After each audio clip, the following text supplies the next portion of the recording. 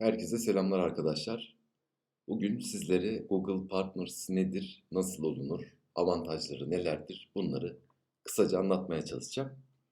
Öncelikle kanalıma abone olmayanların abone olması ve bildirimleri açması hem bana destek olma bakımından hem de yeni içeriklerden anında haberdar olmanız için önemli. Google Partners ya da iş ortağı reklam hesapları yönetimi ve optimizasyonu konusunda uzmanlaşmış. Google Ads reklam verenlerine aracılık ve reklam kurumları konusunda danışmanlık hizmetleri veren firma ya da kişilerdir.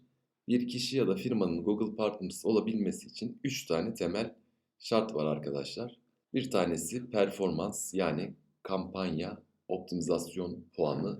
Partners hesabı altında yönetilen tüm hesapların optimizasyon puanının ortalamada %70'ten yüksek olması gerekmekte. Kampanya optimizasyon puanı reklamların optimize edilebilmesi ve en verimli sonuçların alınabilmesi için yapılan tüm işleri kapsar ve Google'ın yapay zekası tarafından hesaplanır. Kampanya kurulum işlemleri ve devamında yapılacak tüm işlemler optimizasyon puanını etkiler. Yani optimizasyon puanı günlük olarak değişebilir, sabit kalan bir puan değildir. Fakat bu iş ortağı olmak için gerekli 3 şarttan en kolayı bu bölüm. Çünkü genellikle normal düzeyde bir bilgi sahibi olarak bir kampanya oluşturduğunuzda optimizasyon puanı tahminimce %70'ten zaten yukarıda olacaktır. Gelelim ikinci şarta. Bu da harcama. Son 3 ayın reklam bütçesi burada hesaplanıyor. Google Ads danışmanı Google Ads Partners hesabı üzerinde yönettiği hesapların toplamında son 3 ayda $10.000 bütçe harcamasına ulaşmış olmalı. Takip eden her 90 günlük dönemde de bu bütçe harcamaları belirtilen tutarın altına düşmemelidir. Yani son 3 ay toplam harcama tutarı $10.000'ın üzerinde olmalıdır. Bu harcama bütçesini elbette müşteri sayısı ve süreklilik ile sağlamak mümkün. O yüzden zaten Google'ın bir kriteri. Aksi takdirde birkaç kullanıcıya reklam harcama kapasitesinden çok bütçe harcatmak hesabın yanlış yönetildiği ve başarısız bir S çalışması yapıldığı anlamına da gelebilir. Bu yüzden burada Google'ın beklediği süreklilik arz eden ve belli bir düzeyde bütçe harcaması yapan reklamları yönetip yönetmediğinin kontrolünü sağlıyor. Üçüncüsü ise sertifikalar, yani Google Ads'in reklamcılık sertifikaları.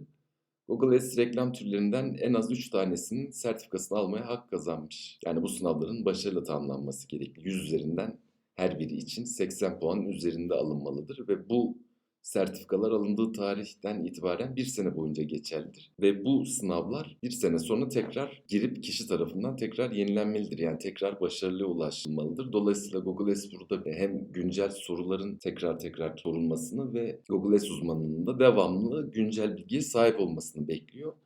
Dediğim gibi arkadaşlar, Google Partners olmak için performans yani optimizasyon puanı %70'in üzerinde olacak yönetilen hesapların.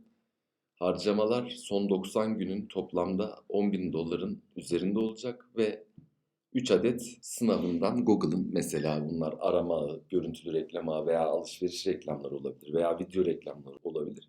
Bunların üçünden 100 üzerinden 80 almak gerekli.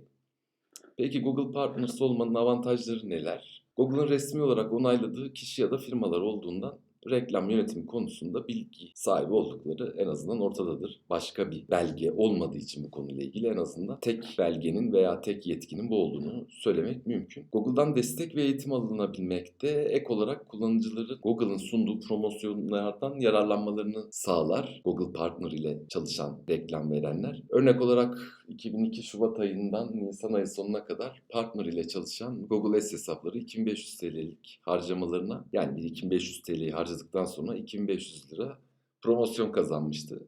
Bu promosyonu Mayıs ayı ile birlikte her hesapta uygulamaya başladı. Onu da belirteyim. Şimdi yorumlarda bombardıman yapmayın. Ancak Şubat ayında sadece Google Partner ile çalışan hesaplara bunu uyguluyordu ve tabii zaman zaman başka promosyonlar da hesaplara tanımlayabiliyor. Elbette Google Ads danışmanlığı yapmak için Google Partner olma gibi bir yasal zorunluluk yok, onu da söyleyeyim. Ancak profesyonel Google Ads danışmanlığı hizmeti alırken doğru ajans ya da kişiyi seçmeniz için bu bir kriter olabilir. En azından Google'ın belirli sınavlarından başarıya ulaşmış, belirli bir bütçede aktif reklam yönetmeleri seçim yaparken size önemli olabilir. Tabii diyeceksiniz ki her Google Partner işinde iyi midir? Yani tabii ki değildir. Ancak bunun en azından ön araştırma yaparken olumlu bir değer olduğunu düşünenlerdenim. Yani en azından belirli bir bütçeyi yönetiyor, belirli sınavlardan geçmiş, belirli bilgi sahibi ve deneyimi olduğunu gösterebilir. Bugünlük bu kadar diyelim. Sonraki videoda da görüşmek üzere.